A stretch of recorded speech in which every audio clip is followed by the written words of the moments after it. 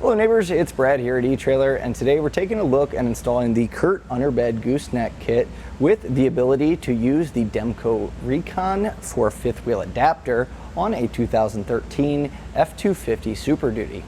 Now it has all the same features of your normal gooseneck kit, but if you pick up the Demco Recon and plan on doing a gooseneck or a fifth wheel, you're going to have that adapter and be able to hook up to both of them. The great part about this kit is it does actually come with the ball included, so you'll be ready to use your gooseneck right away without having to pick up that Recon. Now this gooseneck kit is rated at 30,000 pounds and it's got a vertical limit of 7,500. So this is going to be pretty heavy duty, so whatever you're pulling with your gooseneck, they should hold up to it. Now you're going to want to check to see what your vehicle is capable before just hooking up to anything, but overall with those numbers, this is not going to be the weak point of your towing system. Now when not using your ball, it's pretty nice here. You can just drop this in upside down. It's got this nice handle, and there's also this cap here, so that's going to prevent any water from getting in there. So you also have your ball stored for whenever you need it.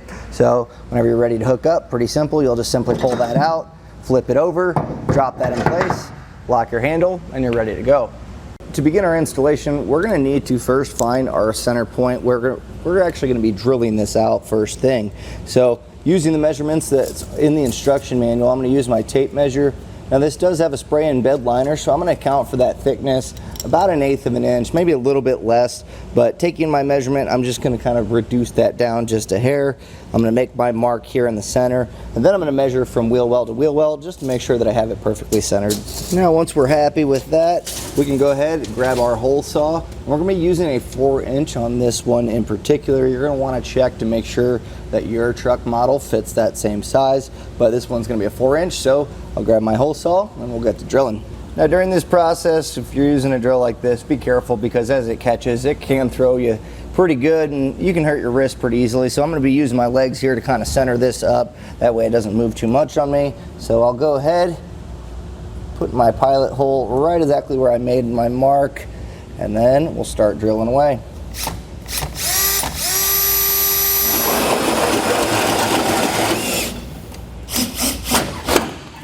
Now once you've made your hole, you're going to want to go back with a file and get some of those burrs off and just kind of rub it around the edge here, and that way you don't have any burrs while you put it up, but also once it's in place it's going to be really hard to get those, so just go through, kind of make sure those are all knocked down.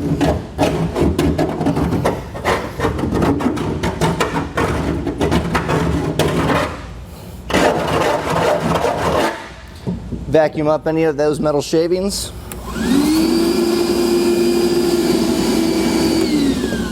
And then I'm going to go through and use a little bit of black spray paint here just because we have our bed liner. You can get paint that kind of matches your bed, so if it's a white truck or whatever. But this is basically just to coat this raw edge and protect it long term so it doesn't become rusted or corroded. So just put a little bit of paint there. You can also use a clear coat and that'll work just the same. But again, just coating that raw metal for that added protection is key. Next, we're going to lower down our spare tire. That's just going to give us a lot more real estate to work underneath the vehicle. So go ahead, get that lowered down and moved out of the way. Also, to gain us a little bit more access, we're going to be wanting to pull off our heat shield. So there's going to be two 10mm bolts here, and then there's going to be two 13s that are tucked back here. So we'll go ahead and get these taken down.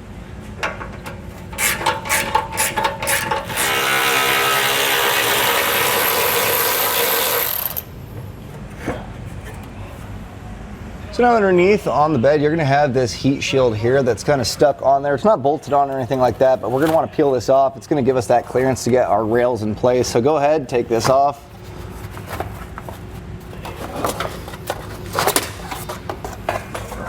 So now we're going to want to grab our rear cross member here, and you're going to see there's two notches on this side and there's going to be one on the other side. And you're going to want the holes, these oval holes as well as these square holes, facing towards the cab of the truck. Now it's going to slide on this front section, and some vehicles will have to have a notch cut out of it, and you're going to see why here. So as I try to slide this through, it is going to bind up there. So putting a little notch here just on this edge where the frame or the bed is actually welded together, kind of like a pinch weld here, we're going to go ahead and just notch this out, and that's going to allow us to slide our cross members in. So I'm going to go ahead, get this cut out. There are some measurements in the instructions, so if you follow those, it's going to be about 1.5 inches back here, and it's 7/8 of an inch wide. So we'll go ahead and notch this out, and eventually I'm going to go back with some spray paint to touch that raw metal up, but we're going to be sliding our cross members through, so I'll wait until we have everything in place to do that. But for now, I'm just going to use an oscillating tool here, kind of get some nice clean cuts made.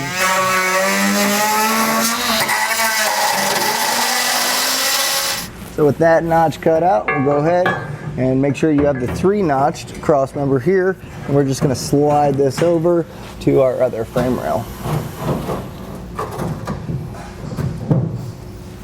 So just make sure you slide this over where that shock mount is, and then once we get those notches kind of placed over the frame rails, we'll go ahead and we'll be able to slide this back. So this is actually going to live back here. So once we make that notch over the frame rail, we're going to slide this in, and we're going to want to make sure that we have our holes facing towards the front, as this is actually going to slide back and become our rear cross member. So just be careful here. You're going to have your shock mount that you're going to want to make sure to clear. Now in order to get it in this point, you basically just want to get over that shock, and then along here you're going to have your notches. That's just going to go on the frame rail. And now ours fought us a little bit just because there's some rust underneath here that caused some abrasion. If your truck is a little bit cleaner underneath, it's probably going to help it move along. But we're looking for this. Basically, it's going to be about 4 inches behind this circle that we cut out. So just kind of have this set here, and this is going to create our mounting bracket here for that center section. So next we need to get the front in, and we're going to have the holes facing towards the rear of the truck, but we're going to slide it in the same way. So using our same notch, we'll go ahead and just kind of feed this through. And we're on our driver's side here, and I'm looking up at the frame rail. I have our C bracket, and what we're going to want is this threaded section on the top of the frame, and we're going to need to make sure that we're not catching anything as far as electrical connections or anything along those lines. Now there is a large wire loom here, so I'm going to try to keep that in the frame rail, and this is going to have to kind of slide around. So we're going to work this a little bit here to kind of get it in place, and then I'm going to slide our threaded section up. Now you may need to move some of these here. So if you do have a diesel, you're going to be using your U-bolt on this side. If you're a gasser like we're installing here, it does fit in here. You're going to have to kind of finagle it around and just kind of make sure that it's safely run through here. But this is going to create a nice mounting pocket and kind of sandwich around our frame. So with this in place, we're going to go ahead and grab our side bracket. Now I'm putting our side bracket in place, but we need to make sure that this is aligned with that threaded portion, and you can see this is kind of where it's going to lock into our bracket. So we need to make sure that we have this orientated right. That way we can get those threads passed through.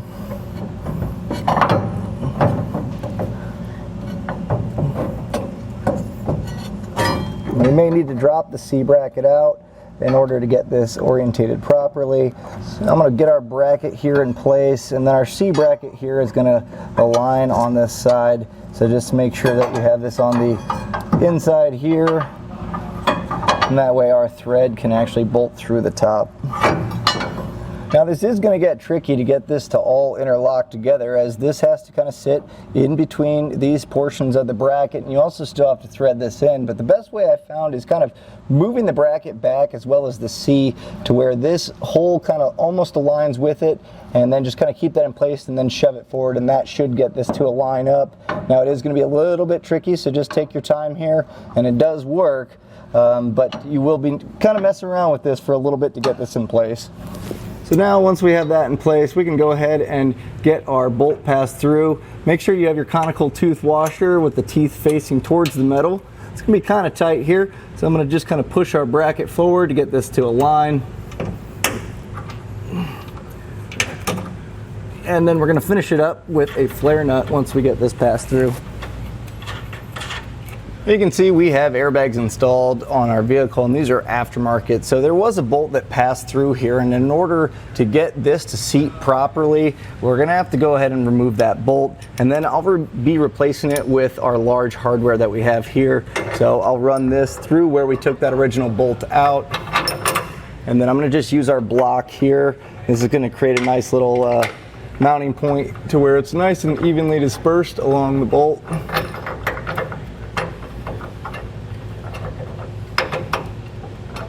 It is kind of tight here.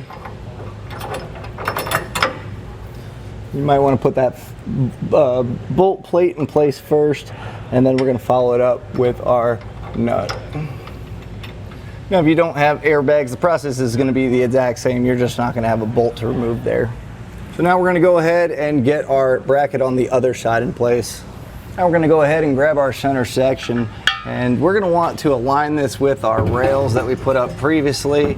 So I'm going to kind of just get this up in place, and then we're going to be using our carriage bolts. We're going to pass it through our frame here. So you'll see we have,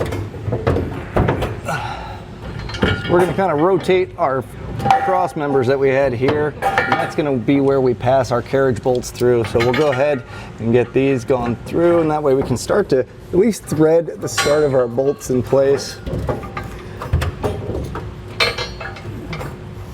And once we get one with a nut behind it, that's going to kind of hold it up there and allow us to get the rest of them in there nice and easy. So now we're going to go ahead and get the rest of the three here bolted up, and then we're going to go ahead and do the same on the other side. Now on each side, we're going to go ahead and take our bolts, and we're going to use our conical tooth washer here, and we're going to just bolt this lower portion down and get those hand tightened on, and we'll go ahead and do the other side as well. Now these two are going to be carriage bolts, so we'll come back and do those a little bit later. We'll go ahead and take our carriage bolts, and you'll see that we have one side that's slotted, one side is a little bit smaller, so we're going to make sure to pass these through. That way they're all lined up and our carriage bolts lock in place. Now if you're having trouble getting these to align, you might need to use a pry bar. And on this side, you're going to have this portion of that C-bolt that kind of comes around here. You may need to tighten down that nut just a little bit. That way you have room to get your carriage bolt passed through. So using a little pry bar here, I'm able to kind of get this to get a little bit more aligned. And we're going to pass this from the inside going out. So get that aligned. And then we'll go ahead and just finish this up with our flange nut. Go ahead and do the same on the other side. And with those in place, I'll go ahead on the other side of the truck and we'll get those bolted in as well. So now we're going to get ready to tighten down our hardware, and there is a proper way to do this. We're going to start by doing our center section by getting those 8 carriage bolts in. So just make sure they're pressed into the slot as you tighten them. And we're going to go ahead and do the bolts that go into the frame. And then we're going to go ahead and do our side bolts as well as our C-bolt here. So go ahead and tighten them down in that order, and then we're going to come back with our torque wrench and get these all properly torqued. So now we're going to go back in that same pattern that we just tightened them down, and you might have found out that you're going to have to put a wrench on some of the nuts on some of them on the back end. Now when it comes to those larger bolts, we're going to be using a pretty high torque setting, so you might have to get a specialty torque wrench for that. But as far as normal torquing here, we're going to be using our torque wrench to at least get these down to the manufacturer's recommendations. Now if you need a torque wrench, we have them available here at eTrailer, and this is going to be important to make sure that these aren't too tight, putting stress on the threads, but also that they're going to be tight enough and not become loose over time. Some of these are going to get pretty tight to get to, and we may need to use a crow's foot to get to them to properly torque them, but go ahead and just take your time here. It's important to make sure these are all properly torqued.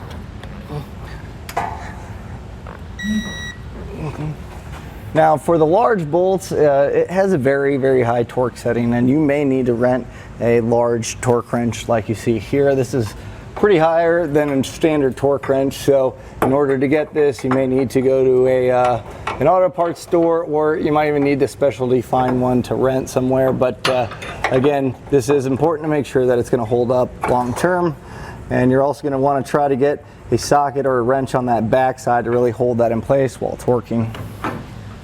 Now with everything tightened and torqued, we're going to hop up in the bed, and we're going to put our ring around our cut edge, and that's going to give it a nice clean look and also keep that sharp edge from causing any damage or cutting ourselves. We also have this collar here, so with our Allen heads, we're going to go ahead and get this tight in place.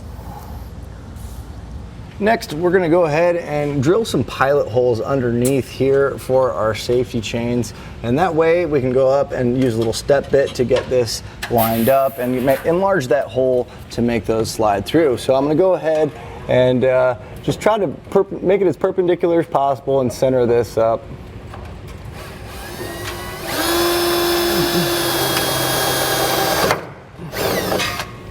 Now, when drilling these out, I'm using a step bit, and it's good to have your U-bolts handy, and that way you can determine and make sure that it's just the right width for this to fit through. So you can go ahead and test fit this as you go. That way you're not enlarging the holes too much. You're basically just making sure that these are able to drop in.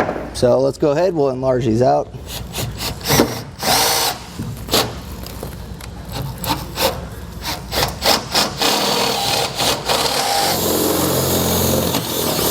So once you're able to just kind of drop these in, that's what you're looking for there. Go ahead, you can get the other one done, and then we'll head underneath and we'll get the spring portion attached. So now with those dropped down, we're gonna go ahead and put our flat washer, and then we'll go ahead and get our spring in place. And then we're gonna follow it up with another flat washer. And we can go ahead and kind of push our spring up here. And then we're going to follow it with our nylon lock nut. Now normally with these, I just kind of tighten them down to where they're going to be just flush with that bottom of the U-bolt. Now I'm going to just kind of get this hand tightened on. That way I can get my other sides all put to the same part. And then we'll go ahead and tighten those down until they're flush.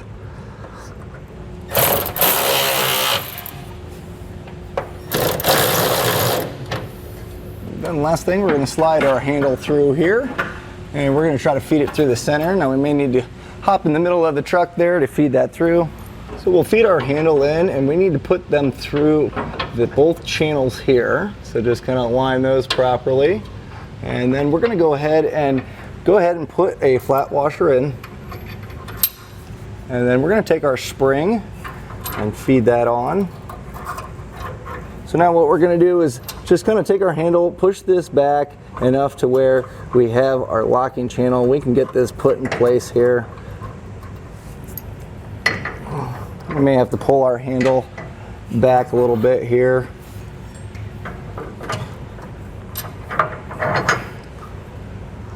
And then we'll put our spring back in place.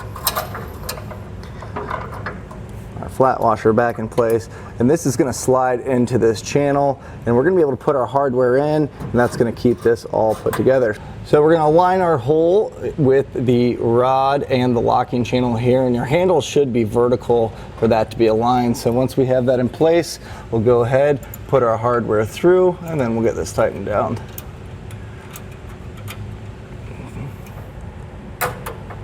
You may have to kind of play with the handle a little bit, but it should allow this to pass through. And then we'll just get this tightened down. So now that we have this tightened in place, we're going to go up top with our ball and make sure we can get that locked in.